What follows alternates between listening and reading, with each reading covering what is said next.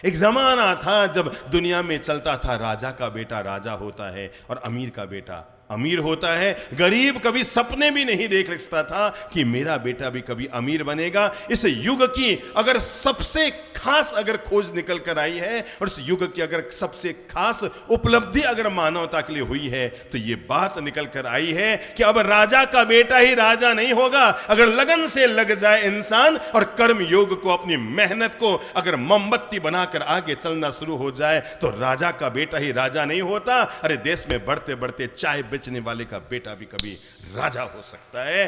कि तुम ये मत सोचो कि तुम जहां जन्मे हो वहीं के लिए हुआ है, तुम्हारा जन्म किसी और ऊंचाई को पाने के लिए हुआ है। दुनिया में किसी भी इंसान को ईश्वर ने व्यर्थ ही धरती पर नहीं भेजा है, किन्हीं आसमानी ऊंचाइयों को छूने के लिए भेजा है। हमारे देश के महान राष्ट्रपति अब्दुल कलाम साहब ने कहा था, तुम्हारे पांव भले ही जमीन पर हो, सपने हमेशा आसमान के देखो। क्योंकि दुनिया में याद रखना, कुछ लोग होते हैं जो सो करके सपनों को देखते हैं, पर कुछ महान लोग होते हैं जो जग करके सपनों को पूरा करते हैं। हमारी बातें इंसान को सपने नहीं दिखाती, लोरियां नहीं मारती, हमारी बातें तो इंसान को जगाती है।